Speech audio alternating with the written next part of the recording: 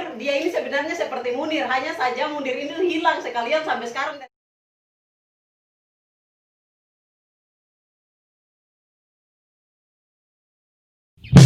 Assalamualaikum warahmatullahi wabarakatuh.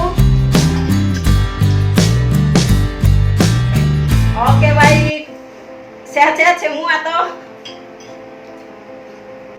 Baik, terkait dengan kasus SW ini, Kakong punya saudara laki-laki, beta mau katakan dia ini termasuk pejuang demokrasi sebenarnya. Indonesia ini negara demokrasi, makanya mengharuskan siapa saja dia bebas untuk berekspresi, menyampaikan pendapat. Yang terpenting dia yang melanggar itu kaidah-kaidah demokrasi itu sendiri. Apalagi kalau beta lihat dari kasus ini seolah-olah demokrasi itu mau dikebiri. Dan tadi pertanyaannya tentang kebebasan menyampaikan pendapat, semua sudah tahu bahwa dalam Undang-Undang 8 Undang-Undang Dasar untuk kebebasan menyampaikan pendapat juga diatur dalam 9 tahun 98 juga kebebasan seseorang untuk menyampaikan pendapat di depan umum. Nah, itu semua diatur. Jadi sebenarnya kalau misalkan pertanyaannya tentang bagaimana terkait dengan gerakan teman-teman yang ada di Maluku ini, kalau kita melihat dari kronologi sejak awal, kejadian ini sejak awal itu bisa dikatakan ini adalah penculikan. Nah, kenapa seng ini bukan penculikan? Coba mari katong kilas balik, katong lihat tentang kronologi kejadian ketika teman-teman ARAK ini, Aliansi Rakyat untuk Rakyat ini melakukan demonstrasi untuk mengkritik pemerintah, meminta kalau nggak salah, kalau saya salah itu 13 orang yang memang saat ini lagi ditahan dengan alasan, dengan dalil bahwa melanggar protokol kesehatan, mengambil paksa jenazah pada saat itu. Kemudian Oke. Beta balik lagi, ini beta jaringan yang kurang bagus nih. Iya. Jadi beta memulai tadi ketika teman-teman ARAK ini, ARAK Aliansi Rakyat Bantu Rakyat ini untuk rakyat ini melakukan demonstrasi untuk membela, menyuarakan 13 masyarakat yang sampai saat ini masih ditahan.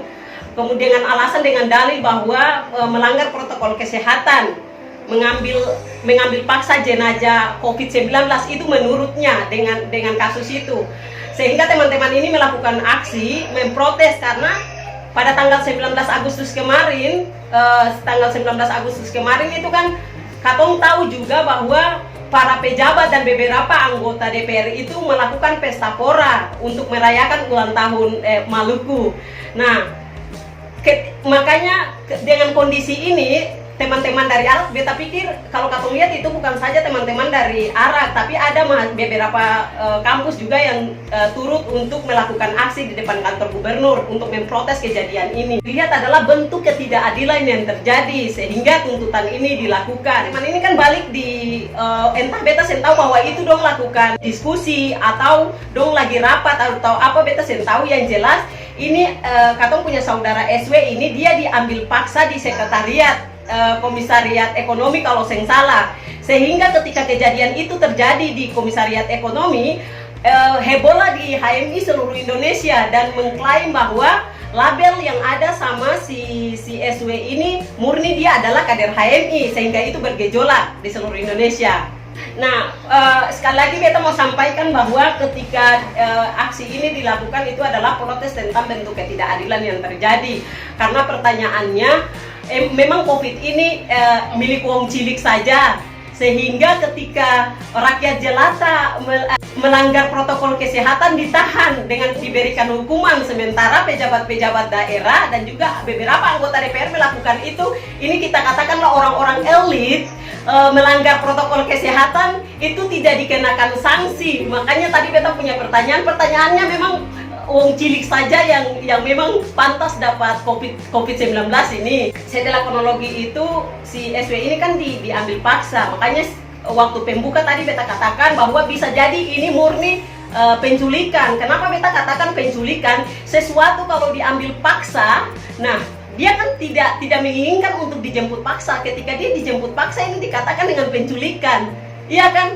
Masa sesuatu itu misalkan gini, beta saya mau memberikan sesuatu kepada orang lain meminta sesuatu kepada beta, tapi beta saya mau, dan dia memaksa untuk mengambil itu bukan penculikan. Itu menurut beta. Jadi kasus US-nya katong di sini meminta kepada pihak polisi, keamanan dan sebagainya benar-benar meneliti melihat kasus ini secara baik, sehingga kalau katong baca dari beberapa kejanggalan yang tadi sudah disampaikan, sudah ditampilkan, itu beta pikir bahwa ada sebuah by design yang memang sengaja dibuat gitu. Kenapa tidak si SW ini ketika dia diambil, dia dipulangkan, meskipun dia dipulangkan pagi harinya dalam keadaan baik, iya kan, tapi dia sudah diambil paksa. Ketika itu dia ditahan kurang lebih 3 hari di kantor polisi. Nah, ketika dia ditahan selama 3 hari tidak bisa leluasa berkomunikasi dengan kuasa hukum, dia tidak bisa leluasa berkomunikasi dengan keluarga, pihak keluarga juga teman-teman seperjuangan dia seperti Arak dan lain sebagainya. Keganjalan ini yang seharusnya memang dilihat oleh pihak penyidik, ya kan, untuk diselidiki kembali. Nah, makanya beta sering tegaskan bahwa bisa ini penculikan. Kalau bukan penculikan apa namanya? Lalu mengambil paksa itu bukan penculikan. Nah, pertanyaannya ketika si SW ini 3 hari ditahan, kurang lebih hampir 3 hari ditahan, dia ketika dilepas melakukan konferensi pers, kemudian dia menyampaikan bahwa tidak ada penculikan, tapi dia diundang, diambil untuk dibawakan melakukan apa, negosiasi dan lain sebagainya. Saya tidak tahu di situ. Yang jelas dia diambil untuk berkomunikasi dan meminta maaf. Kalau nggak salah ada di salah satu berita itu bahwa dia disuruh untuk meminta maaf kepada Pak Gubernur. Nah, kayak gitu lah. Kenapa harus dia? Kenapa harus SW? Kenapa bukan melibatkan teman-temannya yang lain? Kalau misalkan cuma mengambil dia secara paksa seperti itu, alasan ketika dia melakukan konferensi pers dan dia menyampaikan bahwa tidak ada penculikan tapi saya dijemput. Kita tidak, sebenarnya bukan lihatnya saat dia menyampaikan dia melakukan konferensi pers, tapi kita lihat sejak awal itu, asbabnya, kronologinya sejak awal itu. Sehingga sudah ketika teman-temannya menyampaikan bahwa ada teman kita itu diambil paksa, dibawa, diculik dan sebagainya, ada bahasa-bahasa seperti itu. Nah, ini kan memang mereka teman-teman yang sudah menyaksikan bahwa benar-benar dia sudah diambil, karena diambil dengan paksa tanpa sepengetahuan teman-temannya, bahkan ada yang bawa golok dan lain sebagainya, parang dan lain sebagainya. Nah, seperti itu.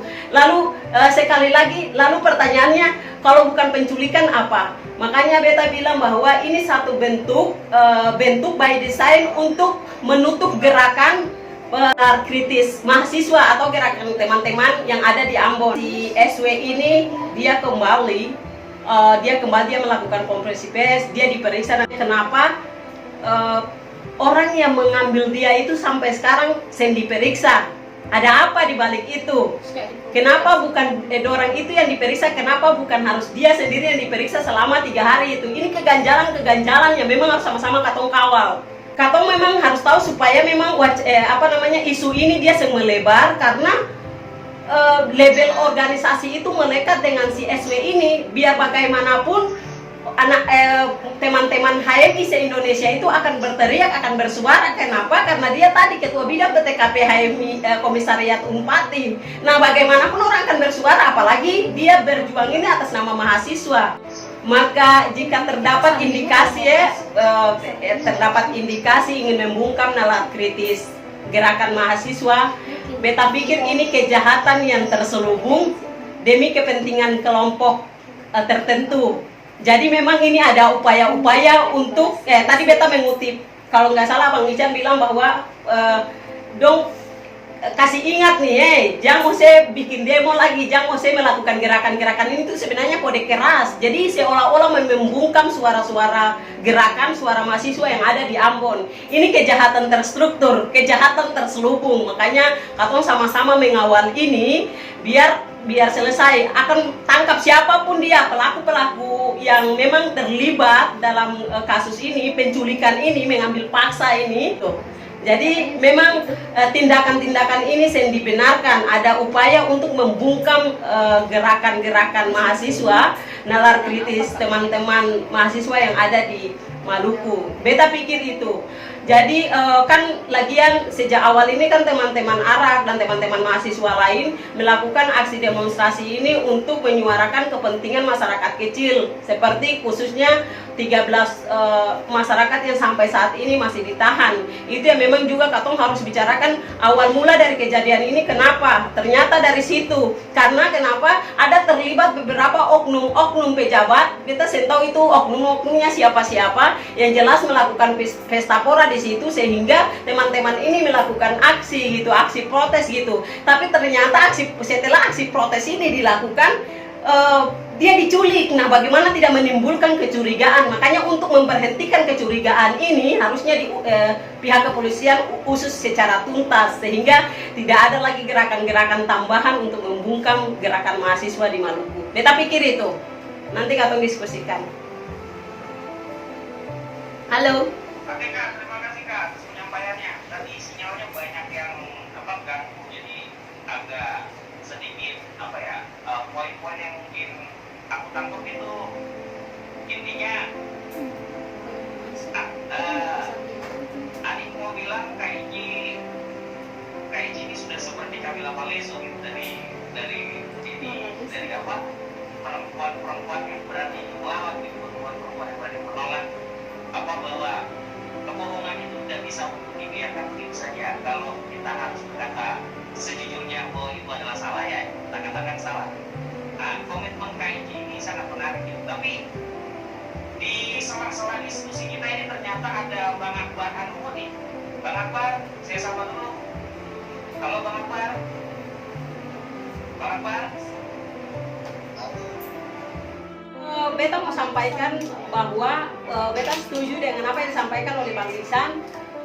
Si SW ini, saudara SW ini, kalau misalkan Katong kasih kembali lagi, Katong tarik balik di zaman siapa? Munir. Dia ini sebenarnya seperti Munir, hanya saja Munir ini hilang sekalian sampai sekarang. Sementara si SW ini dikembalikan karena kenapa? Katong sudah diperhadapkan dengan perkembangan teknologi yang canggih, sehingga teman-teman dari mana unsur, dari mana pihak itu menyampaikan ini lewat media sosial.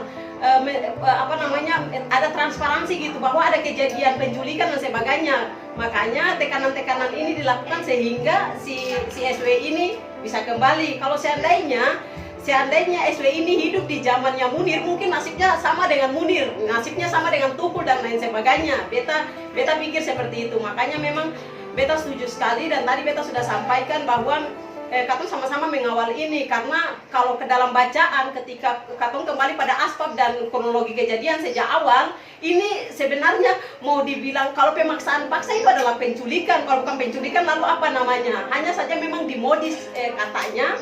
dimodifikasi katanya, sehingga dikatakan sebagai penculikan, dikatakan dengan diambil paksa. Makanya mau dan tak mau, beta setuju Katong bikin grup. Beta sudah komunikasi juga sama dia punya kuasa hukum, Bang Mikat ya. Beta ada beberapa kali komunikasi untuk menanyakan itu, karena memang beta juga simpati, dan di sini beta sudah bicarakan dengan beberapa senior. Memang sama-sama Katong harus kawal kasus ini. Dan ketika Katong mengawal kasus, bukan sampai saja di SW ini, Katong harus melihat kronologi kejadian atau asbab kejadian itu. Katong bisa lepas dari 13 orang. Katong punya masyarakat yang memang sampai sekarang itu lagi ditahan gitu.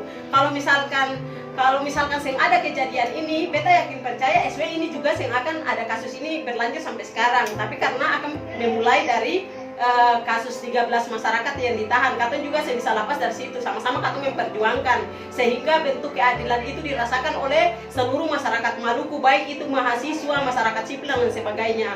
Beta pikir itu. Jadi di awal tadi beta juga sampaikan, negara ini negara demokrasi. Katong menyampaikan pendapat, melakukan kritikan dan sebagainya itu diatur dalam Undang-Undang 28 tahun 45, Undang-Undang Dasar, dan juga runutannya juga ada dalam pasal 9 tahun 98 juga ya. Itu tentang kebebasan menyampaikan pendapat. Jadi sebenarnya kalau misalkan ada langkah-langkah untuk membatasi, membungkam suara mahasiswa atau membungkam gerakan mahasiswa ataupun membungkam suara masyarakat, siapapun itu, maka ini kejahatan terselubung yang memang Katong harus bumi hanguskan. Jadi Katong sama-sama pemuda katong generasi-generasi yang beta katakan katong sadar ini, katong mendukung dan menjaga demokrasi lebih baik di Maluku, sehingga demokrasi jangan sampai dikebiri. Beta pikir itu